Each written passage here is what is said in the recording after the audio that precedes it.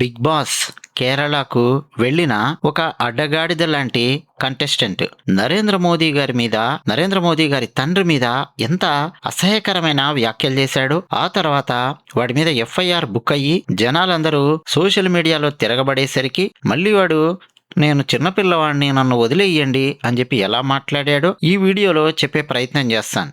First వాడి video చూడండి, మలయాళంలో ఉంటుంది.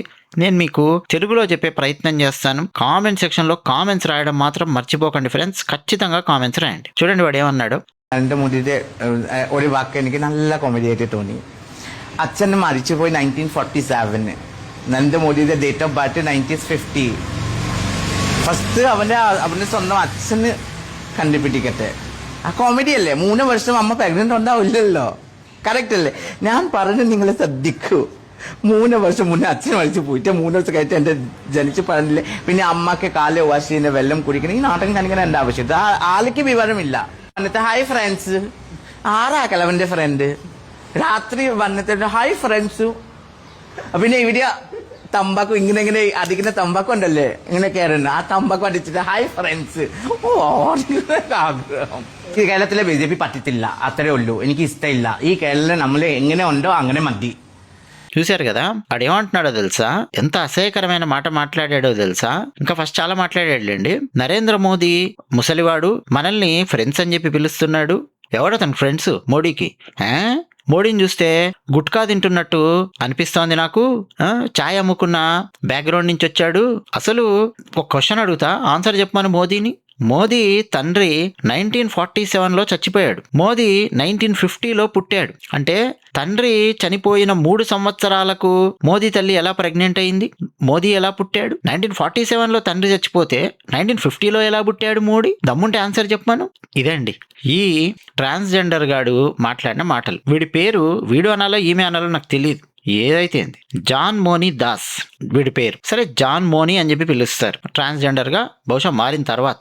ఏంది వీడి పని అంటే సెలబ్రిటీలకు మేకప్ వేసుకునే ఒక మేకప్ ఆర్టిస్ట్. దాంతోపాటు ఇంకా ప్రతి టీవీ సీరియళ్లలో పనిచేసేవాళ్ళు, మేకప్లు వేసేవాళ్ళు, వీడియోలు వీళ్ళందరూ సోషల్ మీడియాలో కూడా ఇన్ఫ్లుయెన్స్ రకరకాల వీడియోలు చేస్తుంటారు కాబట్టి అట్లా సోషల్ మీడియా ఇన్ఫ్లుయెన్సర్. మాజీ బిగ్ బాస్ మలయాళం కంటెస్టెంట్. అస్సాములో పుట్టాడు. కేరళ కొచ్చి ప్రాంతంలో నివసిస్తూ ఉన్నాడు, లేదు నివసిస్తోంది. ట్రాన్స్జెండర్ యాక్టివిస్ట్ కూడా. సో ట్రాన్స్జెండర్ యాక్టివిస్టులు ఇలా ఉంటారా? సాటి ట్రాన్స్జెండర్లు సమాధానం చెప్పాలి. చెప్పు తీసుకొని కొట్టాలి వీడిని. నరేంద్ర మోదీ గారి పుట్టుక గురించి, నరేంద్ర మోదీ గారి తల్లిని అవమానించే విధంగా వీడు మాట్లాడిన మాటలు ఎంత కాన్ఫిడెంట్ గా మాట్లాడాడో చూడండి. అసలు విషయం ఏంటండి, నరేంద్ర మోదీ గారు 1950 సెప్టెంబర్ 17వ తేదీన పుట్టారు. నరేంద్ర మోదీ గారి తండ్రి ఎప్పుడు మరణించారు? 1947లో కాదు మరణించింది, 1989లో మరణించారు మోదీ గారి తండ్రి 74 ఏళ్ల వయస్సులో. మోదీ గారి తండ్రి పేరు దామోదర్ దాస్ మూల్చంద్ మోదీ. వారు 1915లో గుజరాత్ లోని వాద్ నగర్ లో జన్మించారు. 1989 అంటే 74 ఏళ్ల వయస్సులో బోన్ క్యాన్సర్ తో నరేంద్ర మోదీ గారి తండ్రి దామోదర్ దాస్ గారు మరణించారు. మోదీ గారి తండ్రి మరణించే సమయానికి నరేంద్ర మోదీ గారు ఆయన దగ్గర ఉండడం అనేది ఒక పెద్ద మిరాకిల్ అండి.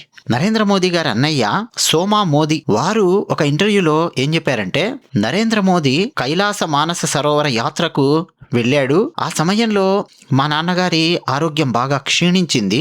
ఈ రోజా రేపా అన్నట్టుంది మా నాన్నగారి పరిస్థితి. అందరం దగ్గరే ఉన్నాము, కానీ నరేంద్ర మాత్రం దగ్గర లేడు. ఇన్ఫర్మేషన్ ఇవ్వాలి అని ప్రయత్నం చేసినా కానీ చాలా కష్టము. ఆ రోజుల్లో మానస్ సరోవర్ యాత్రకు వెళ్ళిన వ్యక్తి మళ్ళీ బేస్ క్యాంప్కి వస్తేనో ఢిల్లీకి వస్తేనో ఫోన్లో ఏమైనా కాంటాక్ట్ చేసి చెప్పే అవకాశం ఉంటుంది. అది కూడా RSS కార్యాలయానికి ఎక్కడో ఫోన్ చేసి లేడు దగ్గర. చూస్తూ ఉన్నాము. మానస్ సరోవర్ యాత్ర పూర్తి చేసుకొని కైలాస శిఖరం చుట్టూ పరిక్రమణ అదంతా చేసి నరేంద్ర మోదీ వెనక్కి వచ్చారు. ఢిల్లీకి రాగానే ఇన్ఫర్మేషన్ ఆయనకు తెలిసింది, మా తమ్ముడికి నాన్నగారి పరిస్థితి బాలేదని. వెంటనే వాదనగర్కి వచ్చేసాడు. మానస్ సరోవర్ నుంచి తెచ్చిన ప్రసాదాన్ని అంటే ఆ పవిత్ర జలాన్ని మా నాన్నగారికి అందించాడు నరేంద్ర. మా నాన్నగారు ఆ ప్రసాదం స్వీకరించారు, నరేంద్రతో మాట్లాడారు, అంత బాగుంది. మరుసటి రోజు మా నాన్నగారు మరణించారు. ఇది నరేంద్ర మోదీ అన్నయ్య సోమా మోదీ చెప్పారు. అలాగే మోదీ జీవిత చరిత్ర రాసిన నీలాంజన్ ముఖోపాధ్యాయ వారు ఏం రాశారంటే, నరేంద్ర మోదీ కైలాస మానస సరోవర యాత్ర నుంచి తిరిగి వచ్చిన సందర్భంలో నరేంద్ర మోదీ గారి తండ్రి మరణశయ్య మీద ఉన్నారు. ఆ సమయంలో ఏం జరిగిందనేది మోదీ గారి మాటల్లో చెప్పాలంటే, నేను మా నాన్నగారికి పవిత్రమైన మానస సరోవర జలాన్ని ప్రసాదంగా ఇచ్చాను, దాన్ని స్వీకరించారు. ఆ మరుసటి రోజు మా నాన్నగారు మరణించారు, మమ్మల్ని వదిలేసి వెళ్ళిపోయారు అని నరేంద్ర మోదీ గారు చెప్పారు. ఇంకా చూడండి, విశ్వ హిందూ పరిషత్ నాయకుడు దిలీప్ త్రివేది గారు వారు ఒకానొక సందర్భంలో గుర్తు చేసుకుంటూ, ఈ నరేంద్ర మోదీ సామాన్యుడు కాదు, కైలాస మానస సరోవర్ యాత్రకు వెళ్ళాడు. ఆ సమయంలో వాళ్ళ నాన్నగారు మరణించి ఉంటే మోదీకి అంటే నరేంద్ర మోదీకి చివరి చూపు కూడా దక్కేది కాదు. కానీ పరమాత్మ నరేంద్ర మోదీని ఆ యాత్ర సక్రమంగా పూర్తి చేసుకొని మళ్ళీ ఇంటికి సరైన సమయానికి పంపించాడు భగవంతుడు. మోదీ వచ్చి వారి నాన్నగారికి ప్రసాదాన్ని ఇచ్చారు, వారి నాన్నగారితో గడిపారు. మరుసటి రోజు వారి నాన్నగారు మరణించారు. వారి నాన్నగారి అంత్యక్రియలు పూర్తి చేసిన తర్వాత అదే రోజు నరేంద్ర మోదీ అహ్మదాబాదులో జరిగిన భారతీయ జనతా పార్టీ సంస్థాగత సమావేశానికి కూడా హాజరయ్యాడు. అంతా ఉక్కు మనిషి నరేంద్ర మోదీ. భగవంతుడు నడిపిస్తూ ఉంటాడు నరేంద్ర మోదీని, సామాన్యుడు కాదు, ఉక్కు మనిషి అని చెప్పి దిలీప్ త్రివేది గారు అంటే విహెచ్పి నాయకులు ఒకనొక సందర్భంలో గుర్తు చేసుకున్నారు. అంటే చూడండి, మోదీ గారి తండ్రి గారికి మధ్య ఉన్నటువంటి అనుబంధం కూడా చూడండి. అంటే మరణించే సమయానికి అక్కడ ఉండడం అనేది సామాన్యమైన విషయం కాదండి. కైలాస్ మానస్ సరోవర్ యాత్రకు వెళ్ళినటువంటి వ్యక్తి మోదీ గారు ఒకనొక సందర్భంలో ఇంటర్వ్యూలో తన తండ్రి గురించి చెప్తూ, మా నాన్న టైం మేనేజ్మెంట్, డిసిప్లిన్, క్రమశిక్షణ ఉన్న వ్యక్తి. టైంని మా నాన్న ఎంత బాగా పాటించేవారంటే, ఉదయం మా నాన్నగారు నడుచుకుంటూ దూరం నుంచి వస్తూ ఉంటే వారి కాలి శబ్దం విని ఊళ్ళో ఉన్న వాళ్ళందరూ దామోదర్ వస్తూ ఉన్నాడు అంటే ఫలానా సమయం అయ్యింది అని చెప్పి మాట్లాడుకునేవాళ్ళు. అంతా పర్ఫెక్ట్ టైం మేనేజ్మెంట్ ఉండేది మా నాన్నగారిది అని నరేంద్ర మోదీ గారు వారి తండ్రి గురించి చెప్పారు. మోదీ గారి తండ్రి నడిపినటువంటి టీ స్టాల్లోనే నరేంద్ర మోదీ గారు కూడా చాయ్ తయారు చేయడము, టీ అమ్మడము ఇవన్నీ చేశారు. వారి నాన్నగారితో కూడా కలిసి పనిచేశారు మోదీ గారు చిన్నప్పటి నుంచి. సో ఇదండి, ఇంత అద్భుతమైన అనుబంధం ఉంది ఆ తండ్రి కొడుకులది. అలాంటి వ్యక్తి గురించి చాలా ఈజీగా ఫేక్ న్యూస్ స్ప్రెడ్ చేసి ఎక్కడో పాకిస్తాన్ నుంచో లేకపోతే ఈ బొద్దింకగాళ్ళలో పెడ్లింగ్ చేసి తప్పుడు వార్తలని ప్రసారం చేస్తే ఈ సెలబ్రిటీలు కూడా కొంతమంది దాన్ని భుజాన వేసుకొని ఇష్టం వచ్చినట్టు మాట్లాడడం. ఎంత విషం చిమ్మారండి మోదీ గారిని గద్దె దింపడానికి, ఇంత విషమా?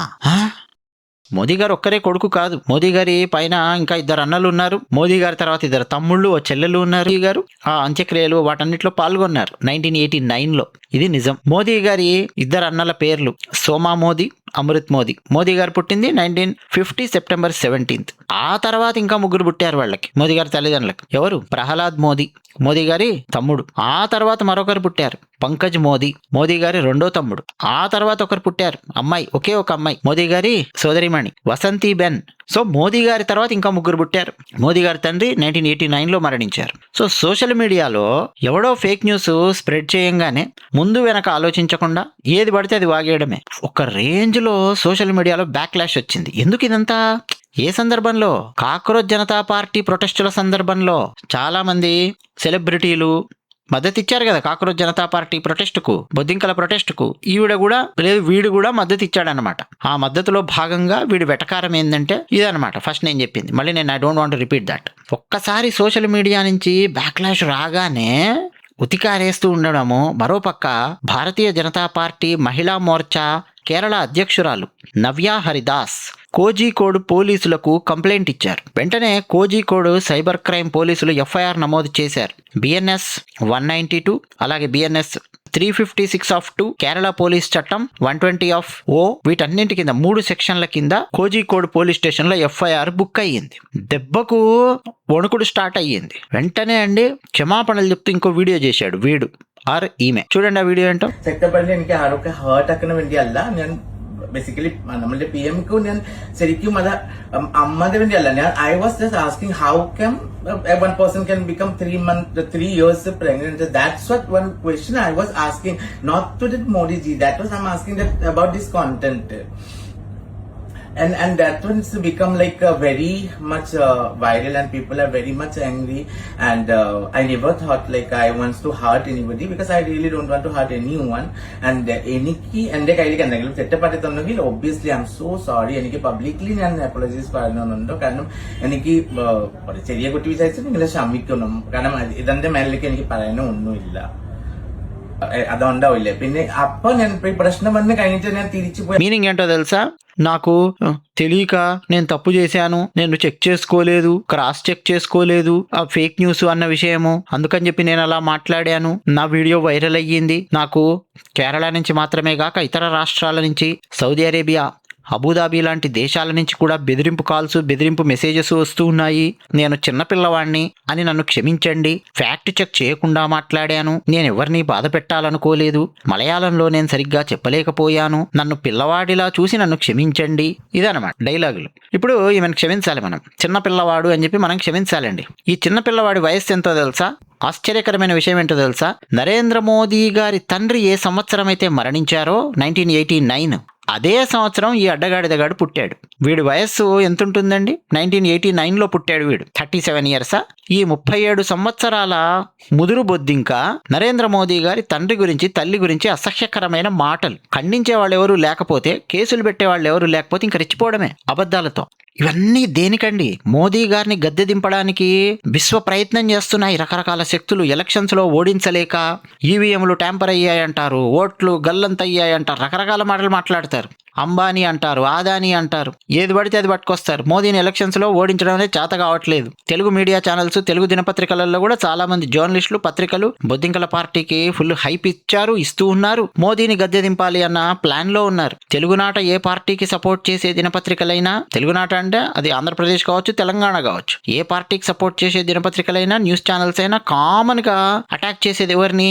తెలివిగా అంటే నరేంద్ర మోదీ గారిని. ఆ బొద్దింకలకు లేనిపోని సీన్ ఇస్తూ ఉన్నారు. ఇంకా చూశారు కదా ఎన్నెన్ని వీడియోలండి. మోదీ గారి మీద ఎంత విషం దాచుకున్నారో చూడండి. నాకు అసలు వీడు కామెంట్స్ చేసిన తర్వాత నాకు అకస్మాత్తుగా ఒక నవల గుర్తొచ్చింది, పాత నవల, ఎప్పుడో చదివాను. అలాగే ఒక హిందీ సినిమా కూడా గుర్తొచ్చింది. కామన్ పాయింట్ ఏంటంటే, ఒక ఆయన ఒక అమ్మాయిని ప్రేమిస్తాడు, పెళ్లి చేసుకుంటాడు. అంటే ఇంట్లో పెద్దవాళ్ళు ఒప్పుకోరు, దేవాలయంలో పెళ్లి చేసుకుంటాడు, అక్కడున్న పెద్దల సమక్షంలో. అయిపోయింది, వాళ్ళిద్దరు ఆనందంగా ఉంటారు. ఒక 2 months తర్వాత యుద్ధం వస్తుంది. భారత్ చైనా యుద్ధమో, భారత్ పాకిస్తాన్ యుద్ధమో వస్తుంది. ఇతను సైనికుడు అనమాట, వెళ్లాల్సి వస్తుంది. వెళతాడు, అతను అక్కడ మరణిస్తాడు. ఈ అమ్మాయి ప్రెగ్నెంట్ అవుతుంది. ఇప్పుడు ఏంటి పరిస్థితి? నవలలోనేమో ఈ అమ్మాయిని లైఫ్ లాంగ్ ఈమె ఊరికి వెళ్ళినా, ఎక్కడికి వెళ్ళినా కానీ టార్చర్ ఏం పెడుతుంటారంటే, ఈమె కొడుకుని, నువ్వు భర్త ఉన్నాడు అంటున్నావు, మరి భర్త చచ్చిపోయిన తర్వాత నువ్వు ప్రెగ్నెంట్ అయ్యావు, అసలు వీడికి తండ్రే లేడు, నువ్వు ఎవరితో పడుకొని ప్రెగ్నెంట్ అయ్యావో, ఏం చేశావు, ఇట్లా ఈ అమ్మాయిని ఫుల్ టార్చర్ పెడుతుంటారు. ఇంకా చూడండి, సోషల్ మీడియా లేని కాలంలో పరిస్థితి ఎలా ఉండేదో ఆలోచించండి. నిజంగా కూడా ఎవరైనా ఒక అమ్మాయికి వివాహం చేశారు, ఒక 10 రోజుల్లో భర్త మరణించాడు అనుకోండి, 1 year తర్వాత ఈ అమ్మాయి ఓ పిల్లనో కన్నది. ఈ అమ్మాయిని సగం మంది ఎట్లా టార్చర్ పెట్టేవాళ్ళంటే, అంతకుముందే ఏదో ప్రెగ్నెంట్ అయినట్టుంది, అందుకని చెప్పి బలవంతంగా ఈమెకు పెళ్లి చేశారు, ఈమె తల్లిదండ్రులు, ఈమె చెడిపోయింది, ఇట్లాంటి మాటలు మాట్లాడేవాళ్ళు. 10 days లో కన్సీవ్ అవ్వడానికి ఛాన్స్ లేదండి. ఆ 10 days ఓవులేషన్ పీరియడ్ కనుక అయితే, ఆ వితిన్ 10 days వీళ్ళకి వివాహం అయిన తర్వాత కన్సమ్మేషన్ అనేది జరిగితే కన్సీవ్ అయ్యే ఛాన్స్ ఉందా లేదా? ఛాన్స్ ఉంది. అదే జరిగింది. పిల్లనో కన్నది, కానీ టార్చర్ పెట్టేవాళ్ళు. ఎన్ని దరిద్రాలు, ఎన్ని దారుణాలు ఉండేవో సమాజంలో. అదిగో అలాంటి వాటికి ఇది ఒక ఉదాహరణ. కనీసం ఈమె చెక్కు కూడా చేసుకోకుండా 1947లో తండ్రి మరణిస్తే 3 ఏళ్ల తర్వాత ప్రెగ్నెంట్ ఎలా అయింది అని చెప్పి, ఎంత నాలుకనా డ్రైనేజియా? ఈమె జెన్జీ అనాలా, బొత్తింకలా వీళ్ళకు సపోర్టా Telugu media channels, news papers? ఇలాంటి వాళ్ళను ఎండగట్టాలి కదండి, తీసి ఉతికారేయాలి కదా. అది విషయం.